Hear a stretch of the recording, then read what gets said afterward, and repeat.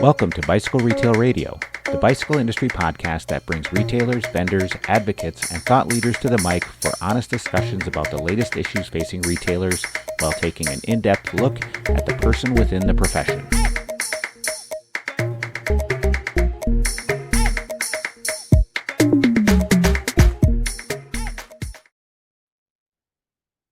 Hello, welcome to Bicycle Retail Radio. This is NBDA President Heather Mason. Our guests today are Stephen Phunky Proffitt, eBike Technical Service Specialist at Bosch, and Laura Montero, eBike Technical Product Specialist. Listen in and learn more about Bosch e-bike systems, their training, support, service opportunities, rider safety. We talk about secondhand market, leasing opportunities. That's just the tip. There's so much in here. So let's go ahead and get started. Enjoy.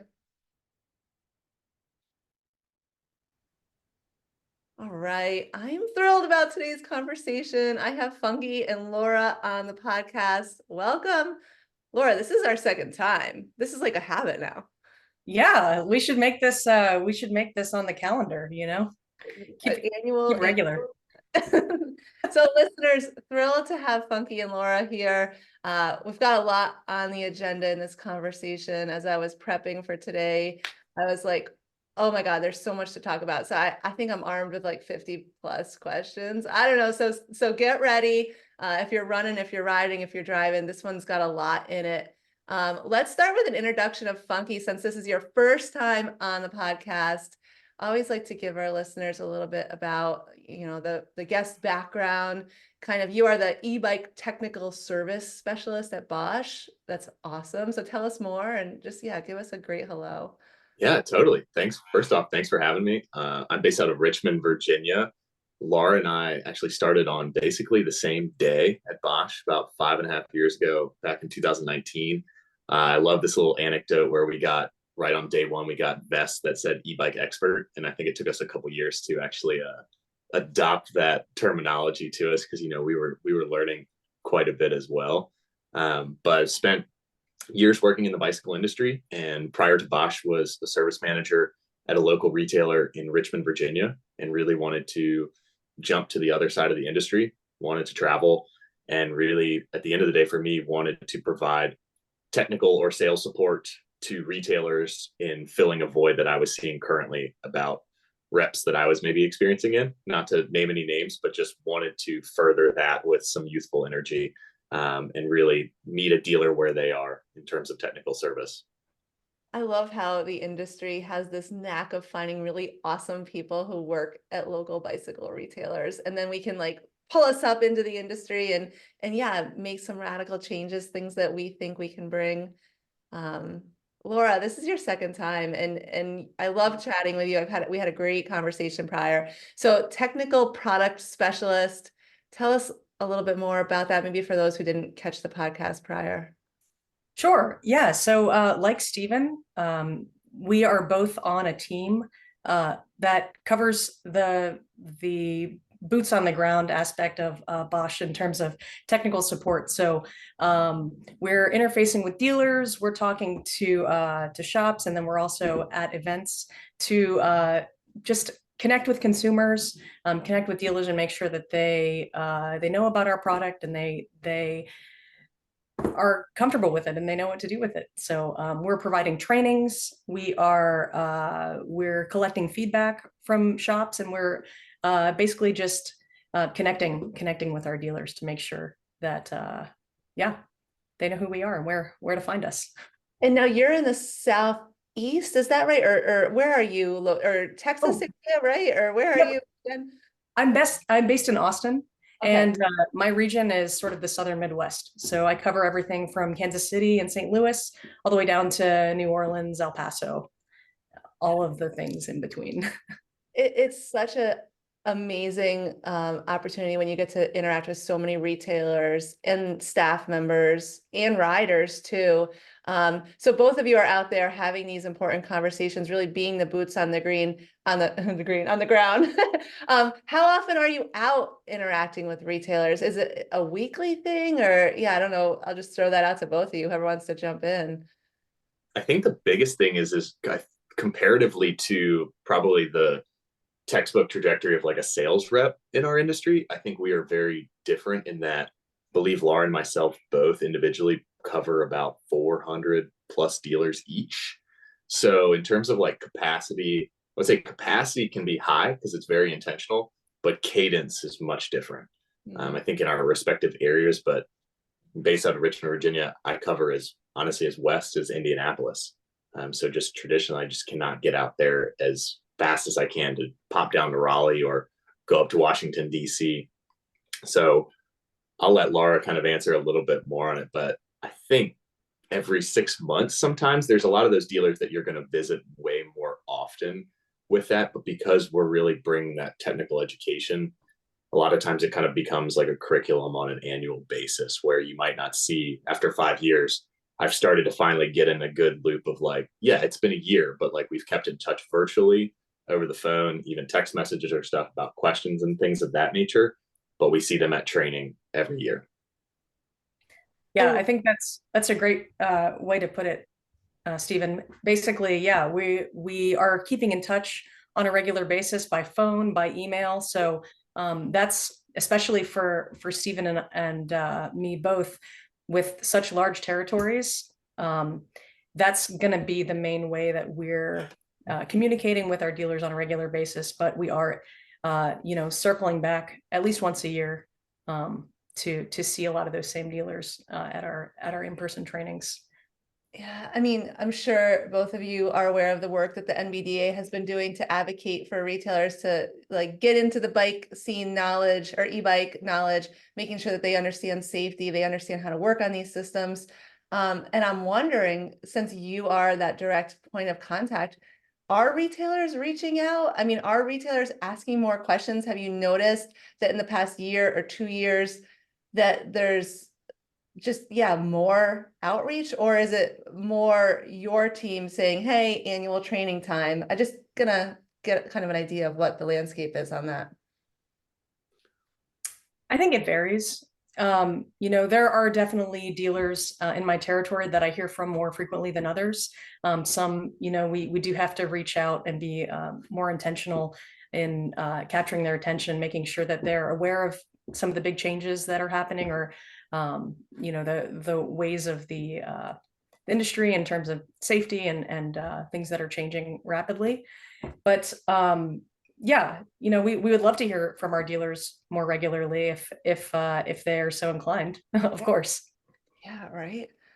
And I think we've seen a little bit of a shift probably since prior to COVID or right around COVID, where there simply are not as many manufacturers or even bicycle companies that are offering that level of in-person training.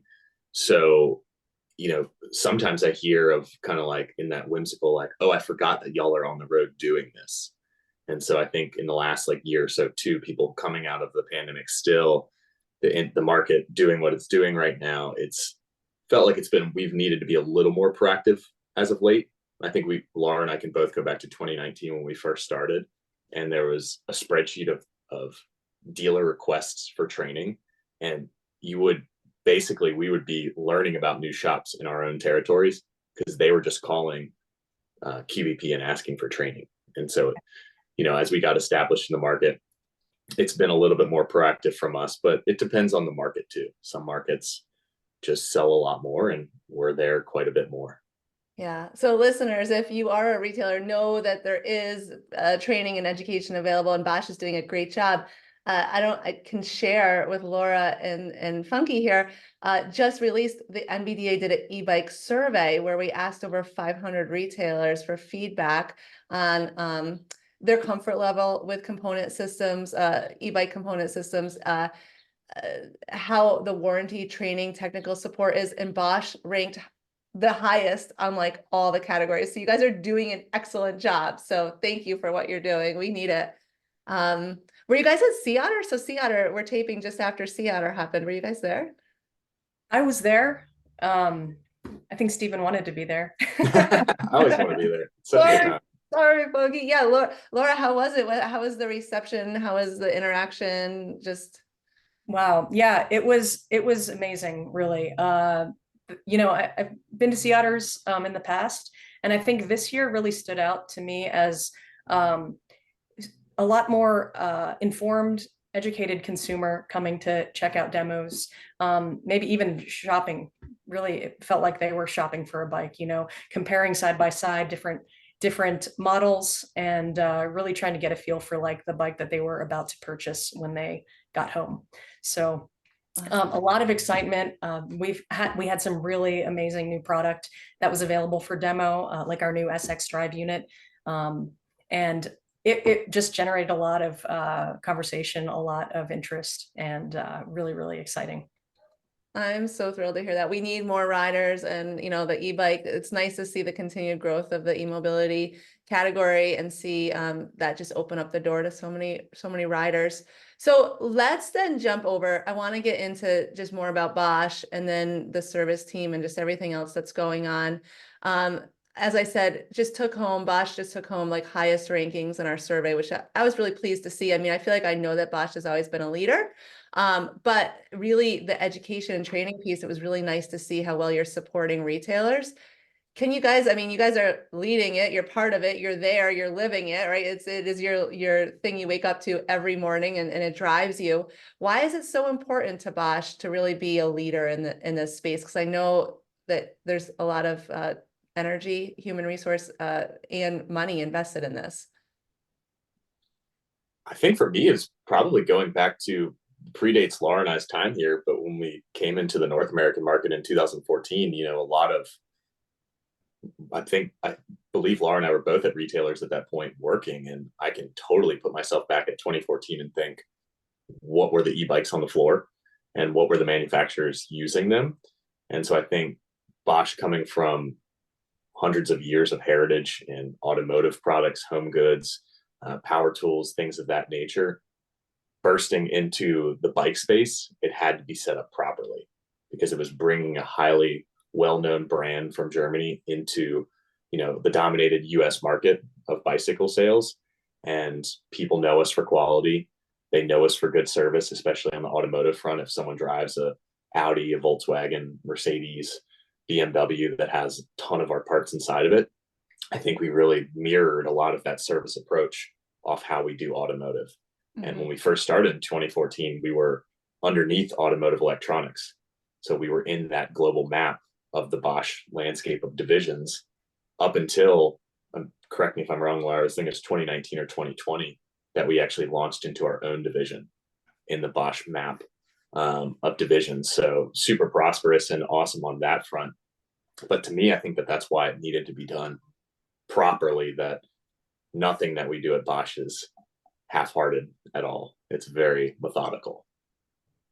Yeah, we really saw the big picture of, if we're going to release a product that we believe in, then we also want to make sure that there's support on the back end and the entire life of that product is accounted for. So even in terms of service, we want to provide service parts, and we want to provide technical support for all the product that's in the field. But we're even looking at things like how those resources, how those raw materials are sourced, from before the product is even developed, all the way to, again, secondhand market and how that product's life cycle looks. How long is it going to be in the field? How long can we support it? And how long can we keep it functioning and in consumers' hands, whether it's the first owner or the second owner, and then ultimately how that product is recycled at the end of its life. So yeah, support is sort of a big chunk of that in the middle, but we're part of, we're thinking even more broadly as far as like bringing a product to market, what that's going to look like in a broader scheme. It is. I love interacting with your team because you can just tell that the attention to detail and is there, and that I can tell that you're working on other projects. Like we're working on what we're working on now, but we're looking at the future too, and we're making sure that our products and that we have are safe, are compatible, are forward thinking. So I love working with your team because it gives me a sense of like, oh, this is where we're going. I got this, and everything is dialed. The other thing is, just as a consumer, I see the Bosch logo and there's something about it that I just know that that product is going to be dialed. I mean, you interact with riders as well, and the consumers you saw at the Sea Otter. Do you feel like there's just that association with the logo, with the brand as well? Absolutely. Yeah, I think, the joke used to be we would wear our Bosch t-shirts in airports and people would come up to us and like, oh my gosh, do you do dishwashers? My dishwasher is amazing, right? And no, we don't do dishwashers, but we're trying to bring that same level of product and service to the bike industry. So that's our goal. So in terms of field reps or service support, how many are across the US? Like, so we have like what, 5,000 retailers or something like that, but how many, people does Bosch have like on the ground able to help retailers and answer those questions? Currently, we have 9 of us that are out in the field. All right. That span basically from the Northeast out of Vermont to myself in Virginia. We've got a team member in Florida, Laura in Texas, somebody up in Wisconsin, and then we cover the West Coast as well. So we put a bunch of miles on the vehicles every year, but we've got someone pretty darn close to everywhere. And you're out there, so you're in the field, and I'm curious. I've seen an uptick in e-bike specific stores, new stores opening that are just e-bike specific, or even just an uptick in our retailers who have been in the industry for several years carrying more e-bikes. Now we are seeing expansion in this. It used to be like, oh, I'm not down with e-bikes, I'm not doing it. And now people are. Are you noticing that too? Like the e-bike specific or motorcycle shops carrying e-bikes, or just specialty bicycle retailers expanding? I think finding a niche in the industry right now has been huge to help, set yourself apart from what someone else is doing. And in my region specifically, I've seen some blossoming e-bike only stores. And personally, I love those for so many reasons, not only just because they're focused on electric bicycles, but a lot of times the owners are perhaps non-endemic to the cycling world.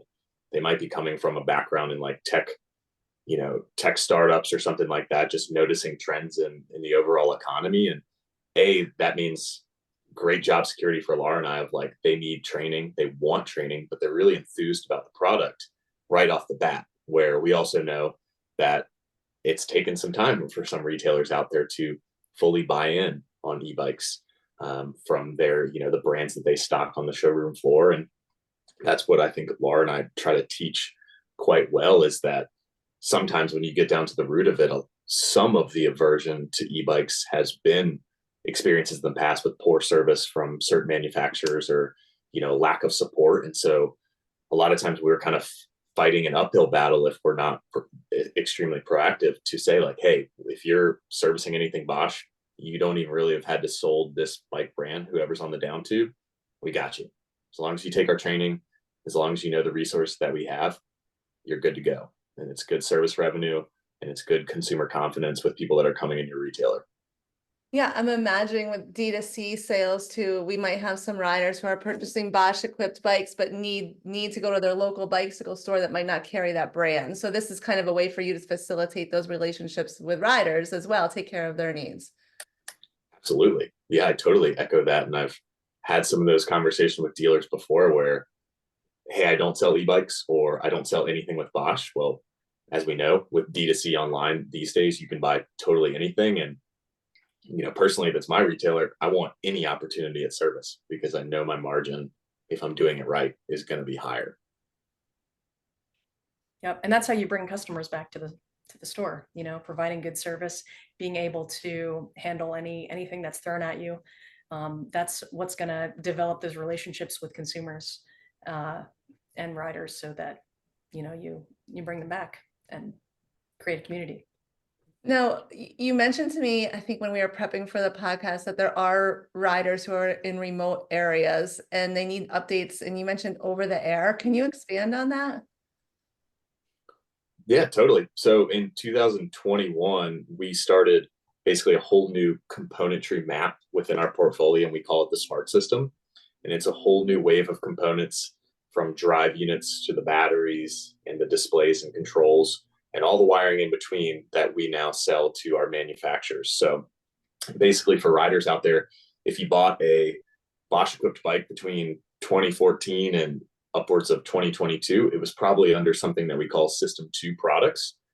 Best thing there is we still actively support that, which I think is a huge standout for our industry. I know many of my own anecdotes where if company's going to come out with new products, just from the overall bandwidth, it could come down to is something minutia like warehouse space for parts, where you just can't house old stuff, so you can't support it. And so that's one of the biggest things that we've always done is, to mine and Laura's knowledge, since 2014, we've never had to take a service case or a customer request for like a new motor on a bike with 30,000 miles or a new battery. We still make everything. Back to 2014, anything that's landed in the US, we still can keep that bicycle, that e-bike on the road. We still have those parts. We can still support that. You know, if it's back to 2014, it would be consumer sales, but we can still support that. But in 2021, we started kind of a light rollout of what we call the smart system, which is now kind of our focused map of new components that we can add into, from smaller batteries, smaller drive units with a lot of power in it, but a lot of it comes down to connectivity. And we're used to this in our industry, right? There's derailleurs, seat posts out there that have an adjacent app that you can connect into to make settings changes. And the same goes for us at Bosch. We have the Bosch eBike Flow app that connects into our products. If you buy any one of our bikes these days that comes with the smart system on it, and you have connectivity to that, you have a lot of ability as a rider out there to custom tune how that motor feels. You can make a lot of changes to it. And one of those things that we also have are over-the-air updates. And so this is a little bit more of a market feedback demand too, but it also caters to folks that are out in remote areas that, you know, maybe don't want to put their bike on the back of the car, or maybe they just use it every day and it is their car. They can't really afford to book it into a service queue at a shop. So we can speak to that. For diagnostics and troubleshooting, that's always going to go to the experts at the dealer, because they're going to be there. They're going to have the parts on hand and the knowledge. But it was a little change that we made through the smart system and the e-bike flow up, is to allow for those over-the-air updates, which really speaks to I think a little void that we had in our market space. It's so important to keep riders riding, right? Like, we don't want to, you know, we want people to go to the specialty bicycle retailer for the expert service, for that work, but we want to also keep riders riding. We don't want to make it challenging. So I think this is good. I mean, Laura, I see you're nodding your head. Yeah, no, just to add on a little bit to what Phunky was saying, the real big advantage of the over-the-air updates is that, you know, when we started this rollout of the smart system, it was a sort of a smaller portfolio that we intended to ultimately expand. And so by integrating over-the-air updates, as new features in the software were becoming available, they were available to the rider immediately as soon as that you know, new navigation feature came out. They didn't have to go to the shop to have the software update uploaded to their bike so that they could use that new feature. It was available as soon as they opened the eBike Flow app. It would give them an alert to obviously connect them with the new features. So keeping their system up to date and keeping their bike up to date with all the new features. I cannot keep up with technology. I think it's awesome, but there's so much happening at such rapid pace. You know, back to just how our retailers interact with Bosch. I know that there's reasons that retailers should be directly engaged with you. We've got the new partner portal, which I want to talk about. So if there's a retailer listening that's not actively engaged with Bosch, well, how do they do that? What steps do they take to do that? I think for getting in touch with us, we have multiple different ways, but I think first, if a dealer's out there that doesn't have any access, just bosch-ebike.com. That's going to start them. That is our consumer site, but there's ways that they can navigate down to our dealer portal, which will then kind of walk them through getting into our ecosystem by having a login and, you know, verifying that they are a brick and mortar bicycle dealer out there. And they have that. If there's also retailers out there that have it, another quick way to do it would be give our good friends at Quality Bicycle Products, or QBP, a call. You know, that should be something that I would imagine 9.9 out of 10 retailers are using on a weekly basis. And so for the folks out there that are retailers, that is our service partner. And so they have all of our parts. So whenever we're doing trainings, we basically have every single spare part down to 35-cent nuts and bolts for design covers that are listed right on QVP. And we made that change a few years ago with the goal of aligning with the growth pattern that QVP has had in our industry in terms of parts distribution, but also ensuring that it's in alignment with what retailers want. And there were some surveys and feedback from that made it easier for retailers to get our parts on hand. So either one of those ways, honestly, as soon as I thought about the question, the more I actually think, give the folks at QVP a call. They've got all of our info.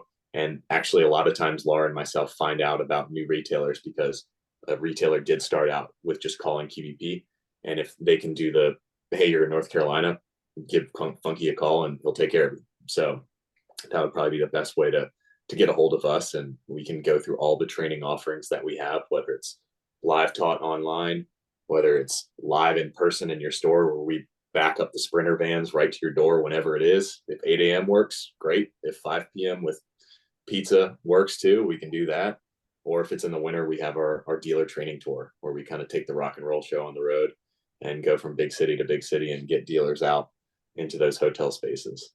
I love that. That sounds, I want to do the pizza and the beer one and the so or we seltzer waters, if it's a kid friendly. I'll link to the Bosch website in the show notes and then QVP as well. So the partner portal, it's newly updated, newly released, I think. Is that correct? Is there anything notable that we should mention with that? I would say the biggest thing is if they haven't played with Bosch in a few years and they still have the old dealer portal hyperlinked or favorited on their web browser, it's still going to take them to the new one. Biggest thing that we're looking for with retailers in the partner portal is to ensure that they have an active login, because currently we actually, between System 2 products and Smart System, we actually have 2 diagnostic tools, which we recognize is a little bit complicated. And so a lot of the dealers right now that we're training perhaps are coming back to us because it's been a couple years and now they're getting new e-bikes from their respective manufacturers, a Cannondale or maybe some of the new Salsas and Surleys that just got released that are pretty cool looking. And they need the new diagnostic tool 3 from Bosch. And so that's where they would need to be plugged into the partner portal, because we basically link their training and certification to that so they can download it and have successful entry into servicing those bikes in the shop. I love that. I mean, do retailers use it? Do you have the data? Are retailers on there, and are retailers getting trained? And I want to see more of these certifications in the shops. Yeah, I think we're trying to expand our reach on the partner portal. The partner portal, because it's been updated and we're constantly trying to improve it and give dealers what they need on the partner portal, as our sort of main back end interface.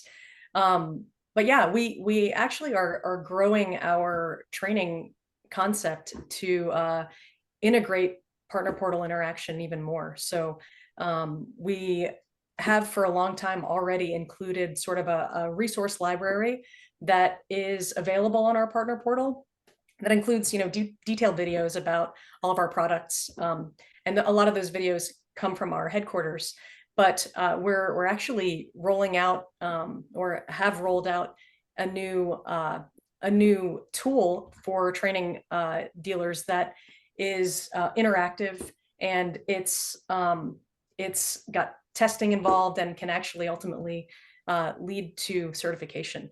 So that's really, really exciting. And I think a way for dealers to sort of self-serve their training needs to a level that is at least consistent with what we're providing with our in-person trainings. So they can sort of do it on their own time and really get as much out of it as they can. I think that's so important, because I feel like, I don't know what happened after COVID, but we are like maxed out and pulled in a million different directions. So being able to do this when it works for retailers for our time is really important. So portfolio of trainings, just to overview, because Phunky, you mentioned a couple. So we have online, in person, with your dealer training tour, and then in shop, right? Are those the 3 kind of ways that people can get training right now? Correct. For our full Bosch certification, those would be the 3 ways that we have: the live taught online. Myself and a couple colleagues hosted one yesterday. Traditionally, we do those a couple times a month. And then right now, as kind of shops get into their in-season, ideally, that's where we really kind of launch off and try to promote the word of in-store trainings, because it's really way more intentional. It's a little bit more of money, but a lot of retailers, these like completely understand the upcharge of money, just because it is like, hey, I can have my 30-person staff there and it can be at 8 a.m. and we can still open the doors by 10:30 or 11. And now we're fully staffed and fully ready to go. And they're not sending people out, across town to a hotel and, doing all of those things that can be, burden for some dealers that might be lower on staff count. One additional, sorry, there's a fly. One additional training option that's relatively new for us is we've started working with some of our OEM partners to offer OEM specific dealer trainings. So if, say Turn or Norco or some brand that we work with wants to train their dealer network at large at once, then we're actually working together with them specifically to provide a training that's specific for the products that they're offering and the bikes that they're releasing. So if you are a dealer, you haven't heard of that, and you want to get on your OEM rep, your bike brand rep, to push for a Bosch specific training that's related to the bikes you're selling, then I would urge you definitely to reach out and ask for that. Heard it here first. Thank you. Yeah, good. We need more of this. We want more people trained. I mean, I've had people talking to me, asking me where they can get training. So thank you for doing the work you're doing. Yeah, what is the landscape right now when it comes to servicing e-bikes? I mean, there's a lot of different systems. There's a lot of diversity. How are retailers doing? Like, what is just the general sense? Are people overwhelmed? Are they embracing it and ready to expand their services? I'm like double down and let's go. But what are you guys hearing? I think people are still learning, and I think from our crew, there's definitely a good amount of empathy for a lot of the retailers out there right now, because compared to 3 or 4 years ago in the e-bike space, you might have had 2 or 3 names, if that, in the drive space, of whether it be hub motors or mid-drive systems. And now some retailers specifically, I can count on hand, actively are selling on the floor over 5 different systems. So, we kind of have this little motto internally when it's like, hey, a retailer called and they may have asked a question. It's like, hey, remember, they're trying to remember information from 5 different manufacturers, as well as how much travel does that bike have? What kind of wheels come on it? So I feel for retailers right now, because it's such a diverse space, which is great, because it helps bring so many more bikes at different price points into the market to help people understand the value of what an e-bike can do for you. But it's I don't think I'd be putting words in folks' mouths to say, I think there's some folks out there that are a little overwhelmed right now, just how much is going on. Going on, yeah. I mean, opportunities though, like if you were a retailer right now, when it comes to servicing e-bikes, is there any for sure opportunities that you see that you would suggest to retailers? I would shameless plug here of Bosch training. I mean, Laura and I have definitely heard it. Our other colleagues have heard it. We've seen some dealers go one way and maybe try to diverse their portfolio and quickly come back. And we've heard some dealers that say like, hey, we don't service anything but Bosch. And it's just not because like we're super big fans of y'all. It's just because y'all have all of the resources that we need to feel comfortable not diving down a rabbit hole of not being able to fix something. And we've all been there. We've all played with bikes, whether electric or not, for long enough to know we've all made that, dive into something and the part's not there, or you can't figure out how to fix it because there's no support. So we know that. So we're starting to see, I'm at least personally starting to see that message get to the consumer's hands too, which I think at the end of the day is paramount, because I do currently think in the e-bike space specifically, I have a lot of sympathy for consumers, because there's not enough good information out there to make a good educated decision. And that's why we love our retailers so much, because they're the folks in the field that are educating their local communities on safety. Like, heck, we could do a whole podcast right on safety, Right. just talking about that, and things of that nature. And then, the biggest motto for me is if I interact with a consumer, one of my first questions is, what kind of service are you going to be looking for when you buy an e-bike? And it's a lot of questions. It's one of those questions that not many people are met with because you're not thinking about it. It's just kind of that blind faith of like, yeah, I'm buying this.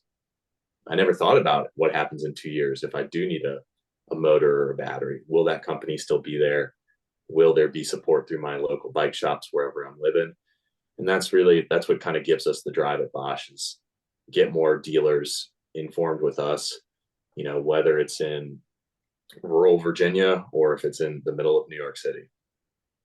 Are you noticing, or I don't know how to ask this, but the optics from what you guys are seeing when you visit a retailer, are the service techs that have gone through the Bosch training, are they more efficient? Are they able to diagnose more quicker? Are they able to maybe keep on parts or in stock the parts that are most common? Like just the reasons to go through the service and training. Is it really efficiency, or just being able to communicate with the rider? Hey, this is probably what you're going to need to expect. This is, just like kind of like the why of going through the service. If I owned a shop, why am I going to take time to send my tech or make my tech do it? Is it really efficiency? I think it's all of that, Yeah. I think the more the more you can provide the best service. So whether that's talking to customers about their questions about safety, or how to manage their battery and charge it properly and store it properly, or whether it's knowing the correct order of operations for troubleshooting, knowing where to go to ask for help within our team. All of those things that we cover in training that are really important will help with efficiency, will help with selling bikes, will help with developing that relationship with customers so that they trust you and believe that you can provide what they need. Two things, Phunky, that you mentioned that I just want to touch base on and dig a little bit deeper into. Sorry to just put you on the spot here, but you said you would do this. Predictive maintenance. I've been trying to, in my conversations with retailers, I say like there's a great opportunity to sell future services, to sell battery health checks. Is there anything that you're suggesting or you're seeing retailers do that is like pre-selling future services or maintenance options when it comes to e-bike service and support that you might suggest to our listeners? I think totally. I think a lot of dealers use our diagnostic software in a really proactive manner. That's how we kind of teach it through training is, someone hears diagnostic software and it feels like this is the thing I use to fix something. And a lot of times it will steer you in the right way to fix it through error codes and updates and things of that nature and troubleshooting. But there's a lot of things in our diagnostic software for dealers to just communicate with their riders quicker and really create those things, because it's becoming kind of that age-old debate in the industry of, are e-bikes more straining on, chains or cassettes, right? Everyone's going to have different opinions on that. But a lot of times statistically, we see if you got an e-bike, you're going to ride it more. So those service miles and the predictive maintenance, you meet those intervals much quicker. And so a lot of people use our service reminders, which is it's just an oil change light. And for riders out there, like if you ever see it on our bike, nothing's wrong. It's just a retailer's trying to get in touch with you to say, hey, bring it back in. Laura and I teach dealers that it doesn't have to be about, batteries or anything Bosch. It can just be, hey, you're using orange seal. What did they say? Like 3 months. We want to top that off. It's been 3 months. So get folks back in the door. And a lot of consumers that we've contacted in surveys of our own appreciate that, because also these are high dollar bikes and people want to keep them up much quicker, because also then we kind of leads into like, we see that secondhand market come about, to be able to do that. But there was one point from what you were mentioning earlier, which I love, the question of like, why would you get trained? Like, why would you send a tech to get trained? And I feel like I have a small, like short anecdote that's similar. Like back in 2017, I was working at a retailer and we had the opportunity to go to a Fox suspension clinic. And at that time it was kind of when Kashima coats, I think, were like really coming about, and high-end products. And at the shop, we were a little bit confused. We were like, I don't know if we like what kind of service we can offer on this. It was when they were starting to kind of do like nitrogen charging things. And we got to go, and it was very similar to what Laura and I do now for Bosch, what these two awesome folks were doing for Fox at the time. And walking away from that clinic in 2017, three of us walked back into the shop and felt so much more empowered to talk about the product and know who we could call, where to get the parts, and it just demystified everything. And that anecdote always rings in my head of like every good training I have. That's kind of what I aim for with a shop, is like, you might not even have to like e-bikes or anything of that nature, but hopefully you go back to work and you're like, I know I got someone I can call. I got someone that's open 12 hours a day with our hotline. I've got a dealer portal that I can find everything that I need to, and I've got spare parts. And that's kind of all you need. I totally resonate with that. I went to like a specialized training when I was, I don't know, 20 years old working at a shop, but I came back and I sold the crap out of Specialized bike. I was so pumped about it. So stoked on it. And you were like, you got your free hat too, or free t-shirt and a koozie. And you were like, man, I'm sold. Like, I love Specialized. Exactly. I'm gonna jump because you just said secondhand, I think you did. And this is something I had an interview with Upway. I've looked at the success that Pros Closet has had over the years, Bicycle Blue Book, secondhand e-bikes. Anything you guys are seeing here coming down the pipeline? Or, I mean, how's our industry going to get ready for this? I feel like we need a quality system to like be able to sell a secondhand e-bike. I don't know. Thoughts on this?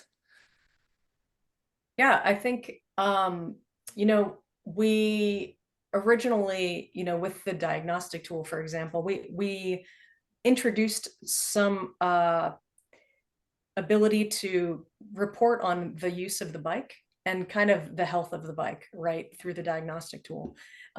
We even have advanced diagnostic tools like our Battery capacity tester. Thank you so much. I was like BCT. Yeah, Okay. Acronyms. Sorry. We love We live in acronyms at Bosch. So yes, the battery capacity tester allows you to even take a deeper look at the health of the bike and the battery. So when you zoom out a little bit and think about, a used bike, you don't necessarily know how the bike has been utilized in the past, or if it's been used or abused. And so offering those insights through diagnostic reporting, through these different tools, can help,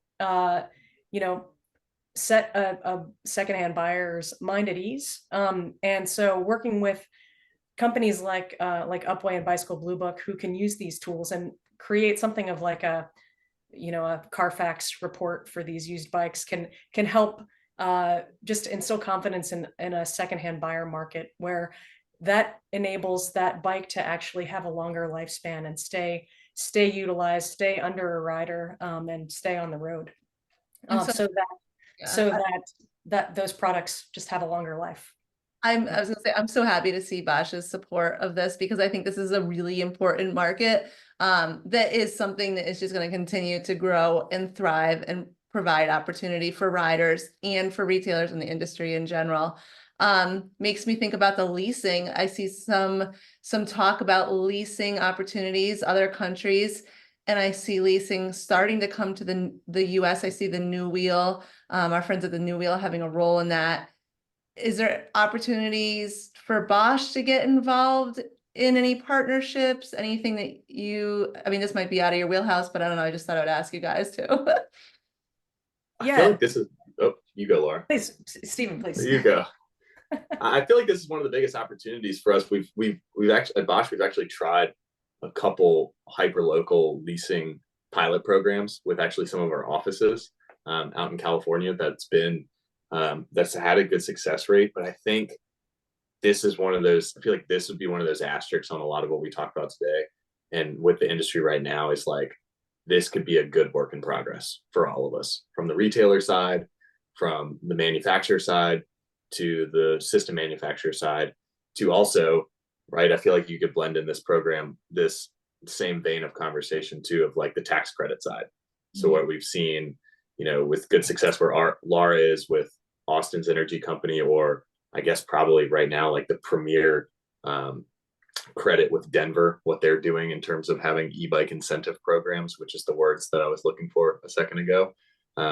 That's really going to help folks like break down that barrier, because I think one of the big types of markets that we try to cover with our components at Bosch is the cargo market, and targeting families that can have two cars. I'll use a good friend of mine, Arlie Greenwald's terminology of like one less car. You don't need two. Like you can just go down to one, especially if you're a family. And like if you have that cargo bike, it can completely open your life for that. But some families are only going to need that for 3 to 5 years, and they might not need that afterwards. So like where a leasing program or the secondhand market can be a great outlet, where we know, predictably on that, a bike might have 2,000 to 3,000 miles a year, maybe more. Even if you double it, you could still have a 20,000 mile Bosch equipped e-bike out in the field. That still should retain really good money on the secondhand market. Because those drive units we see last way longer than that. There's surplus of batteries that we can order, and there's a lot of compatibility to keep those bikes running for a long time. Wow, you just totally talk about the power of a conversation, opening the brain to something. I love cargo bikes. I love the bikes that, you transport your families on. I never thought that kids grow up, and they might not want to go to, I tried to take my 2 teenagers to high school on a cargo bike the other day, both of them. This is not cool, Mom. They were like, no. So yeah, this secondhand market, this leasing opportunity, I do think that there's a huge opportunity there down the road. So we have a lot of work to do, right? I mean, there's a lot of opportunity for e-bikes in the US. Some of the stats say like 60% of the bikes sold in Europe are e-mobility, and it's like 6% here or something. So we have a lot of opportunity ahead of us. We definitely have a lot of work to do, which is promising, and we've seen good success. Like, I think back on 10 years ago, where e-bikes were now, of the adoption rate till now, it's huge. But we obviously would like to see the needle move a little quicker. Be nice. Phunky, you said something about safety earlier, and conversations with retailers, they're like, I sold this e-bike and the customer got on it in the parking lot, and oh my God, I thought they were going to kill themselves. It's like, unfortunately, I don't know if we're doing it enough right now, or if we have the steps dialed in that we should have dialed in to make sure that riders are safe when they take to their new e-bikes. Is there any materials that Bosch has for retailers to provide to riders, or I mean, you said we could do a whole podcast on safety. So anything that, I don't know, that you would say in this category? I think we focus the most on battery safety. I think that's probably the biggest thing right now, that we have a lot of assets for retailers and riders, if they would like them, that can have safe batteries at home, because it doesn't take much digging to see what's happening in New York, what's happening in Philly, even down closer to me in Washington, D.C. with stuff. And we also know too, unfortunately, the term e-bike is super popular these days. And if you actually read the news article, they don't have 2 wheels and they don't have cranks and pedals. But I kind of digress at that. So that is a big uphill battle for us to say, hey, you're buying an e-bike. It's going to cost more money than a lot of the competition, surely, but we want to tell you why. And we want to show you an exploded view of what's going on in the battery.